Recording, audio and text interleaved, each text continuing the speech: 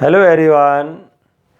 तो आइए डिस्कस करते हैं कि हम लोग अभी एडवांस का पेपर देने जा रहे हैं।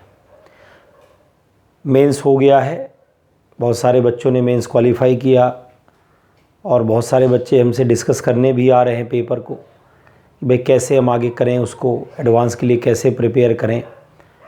तो जो अपने पार्ट से हम लोग हेल्प कर पा रहे हैं वो तो अच्छी बात है, लेकिन एक छोटा सा आपको गाइडलाइन हम देना चाहेंगे एडवांस के लिए।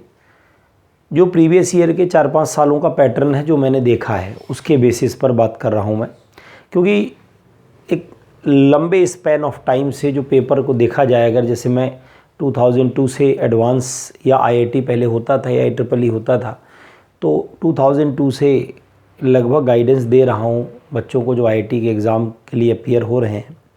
तो पैटर्न में काफ़ी चेंजेस आए हैं। चेंजेस पैटर्न के साथ साथ क्वेश्चन के पूछने के तरीके में भी आए। पहले क्या होता था कि जो क्वेश्चन होता था वो किसी बुक से कॉपी किया या बुक में अगर कोई क्वेश्चन दिया गया है उसी के जैसा या उसको मॉडिफाई करके बनाया जाता था। जैसे रोडो एक बुक होती थी, एक बुक अपनी HC वर्मा है ही, एवरग्रीन बुक, तो उनके क्वेश्चंस को मॉडिफाई करके वो लोग बनाते थे। तो हम लोग क्या करते थे, ये दोनों बुक्स की अच्छे से प्रिपरेशन करा देते थे। HC वर्मा और इरोडो, ये दो बुक हम लोग अच्छे से प्रैक्टिस करा देते थे। और जब इनको अच्छे से प्रैक्टिस कर लेते था बच्चा, तो लगभग उसके चांसेस हो जाते थे कि वो IIT क्वालिफाई कर लेता था। बाकी मेरिट ऊपर नीचे डिपेंड करती थी उसकी अपनी मेहनत पे। लेकिन अब जो पैटर्न है उसमें जो क्वेश्चंस आ रहे हैं पिछले 3 से 4 साल के मैंने देखे, जो करा रहा हूँ बच्चों को मैं, भाई प्रीवियस ईयर कराना मस्ट होता है एग्ज़ाम के पहले। तो उसमें जो मैंने देखा कि क्वेश्चन नया होता है। नया इन द सेंस उसको फ्रेम किया गया है। फ्रेम करने का मतलब किसी बेस को लेकर के या किसी पुराने क्वेश्चंस को लेकर के नहीं उसको फ्रेम किया गया है, कॉन्सेप्ट को लेकर के फ्रेम किया गया है कि हाँ भाई कॉन्सेप्ट का आइडिया है कि नहीं, क्लियर हो रहा है कि नहीं। वहाँ पर कॉन्सेप्ट को देख करके उन्होंने क्वेश्चन को फ्रेम किया और वो ये देखना चाहते हैं कि बच्चे ने उस कॉन्सेप्ट को पकड़ा कि नहीं पकड़ा। अब इसमें क्या होता है, बहुत बार क्वेश्चन टफ भी बन जाता है, बहुत बार इजी भी बन जाता है। जैसे 2021 का एक क्वेश्चन मैं देख रहा था जिसमें उन्होंने चार्जिंग डिस्चार्जिंग का क्वेश्चन बनाने का प्रयास किया, लेकिन वो बन गया फुली चार्ज वाला। कैपेसिटर है लगा हुआ है और उसमें Q1 Q2 2 बार चार्जेस पूछे हैं, एक बार एक बैटरी, एक बार 2 बैटरी।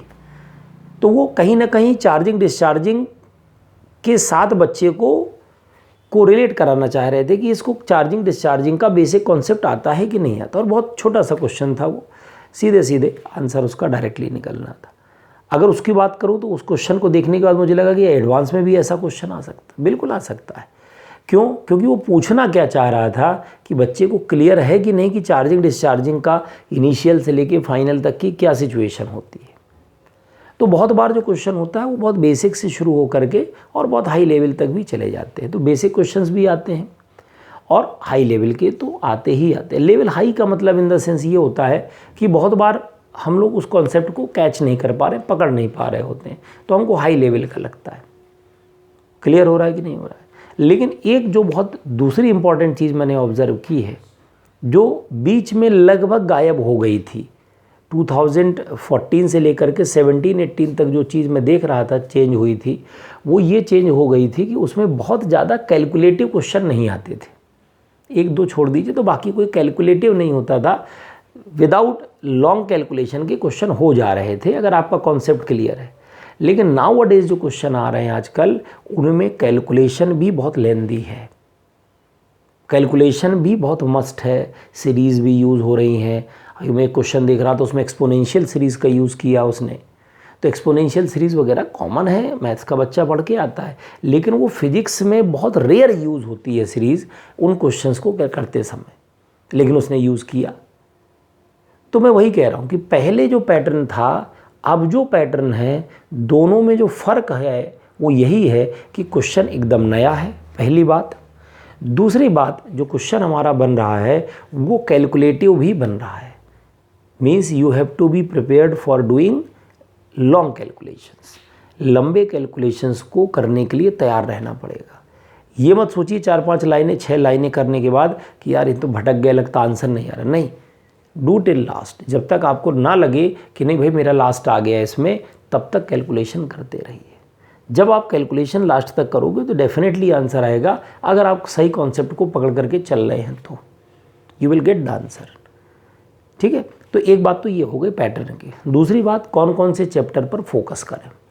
तो हम लोग जो फोकस करेंगे, electrostatics, current, electromagnetic induction.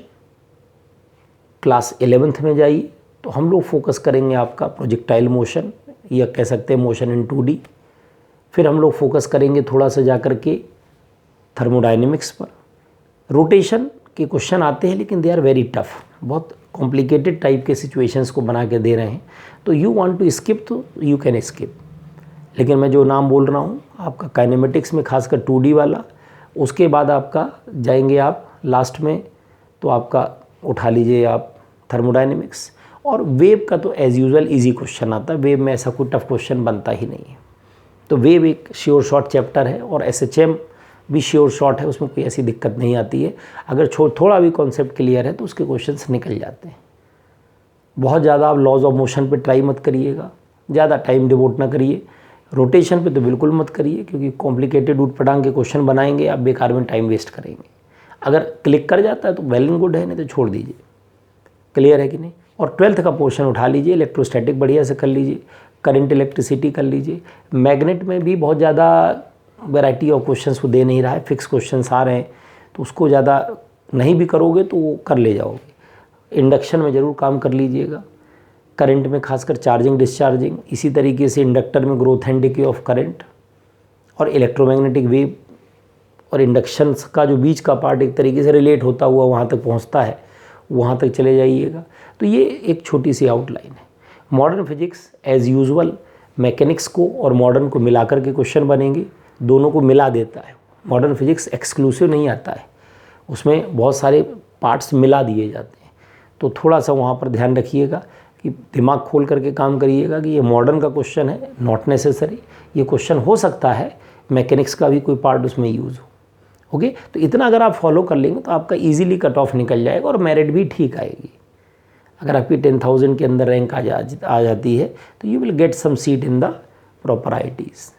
Okay, तो best of luck for advance exam. For any doubt you can ask, you can also message the question in the comment section of this video. I will try to reply it. Okay, thank you very much.